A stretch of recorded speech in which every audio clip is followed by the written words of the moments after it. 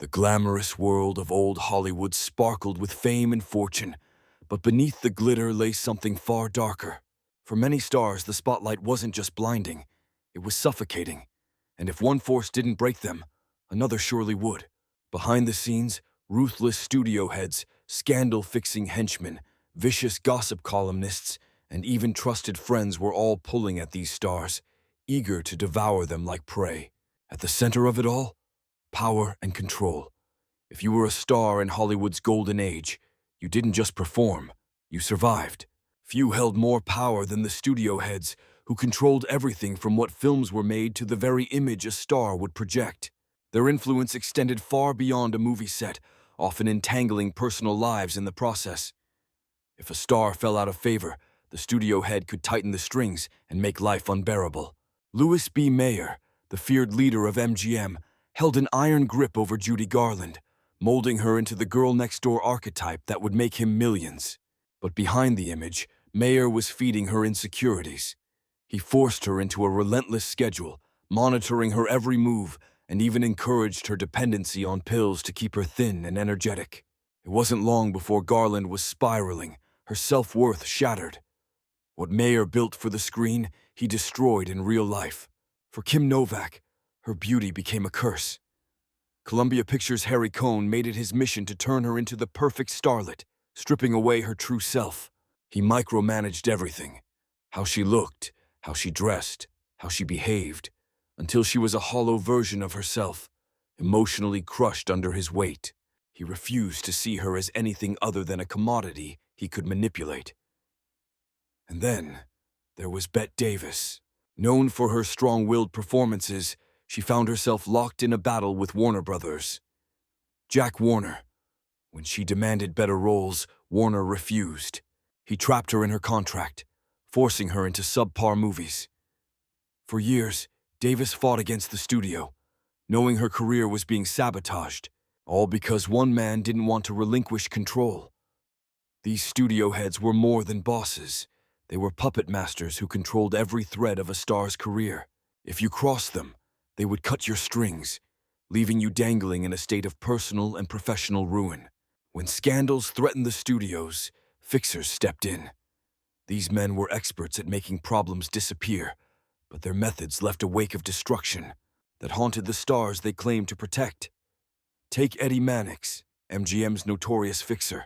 Reeves, beloved for his role as Superman, was found dead under suspicious circumstances. Reeves had been entangled in an affair with Mannix's wife, and whispers of foul play began to circulate. But Mannix, a man who lived in the shadows, made sure those whispers stayed quiet, leaving Reeves's death a mystery that would never fully be solved. At MGM, Howard Strickling had the task of keeping Hollywood's dirtiest secrets under wraps. From hiding affairs to dealing with illegal abortions, Strickling's reach was far and wide.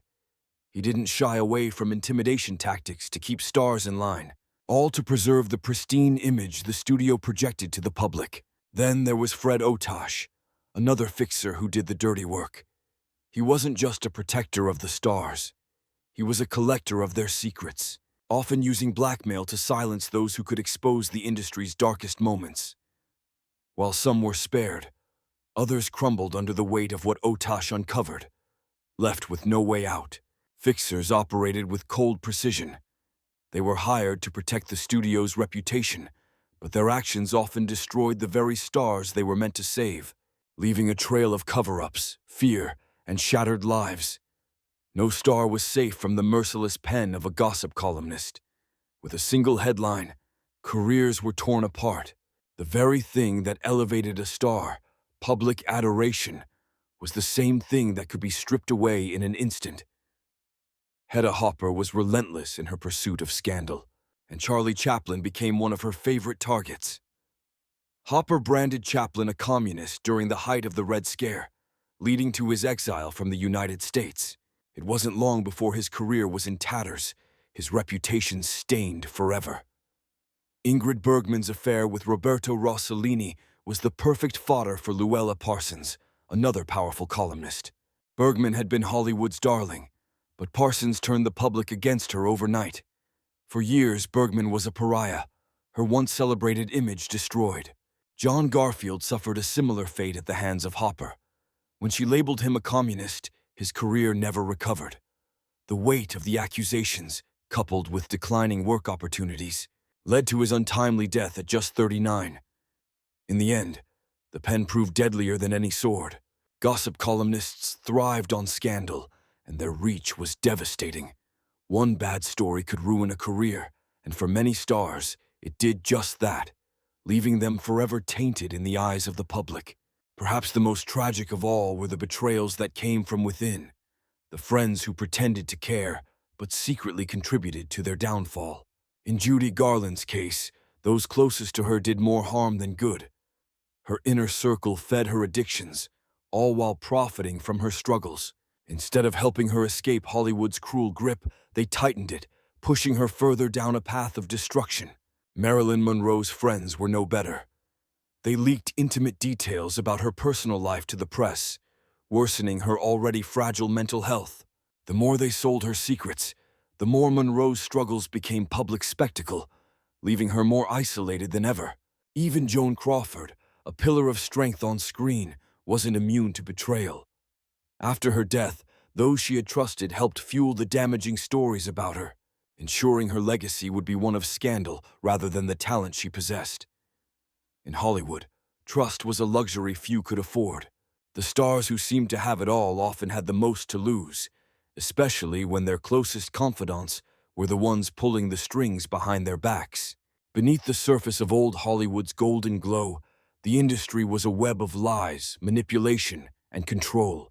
Whether it was the suffocating grip of studio heads, the ruthless actions of fixers, the venomous words of gossip columnists, or the betrayal of false friends, the stars of the golden age were caught in a dangerous game.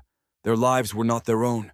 For many, survival came at the highest cost, sacrificing themselves to the machine that made them famous.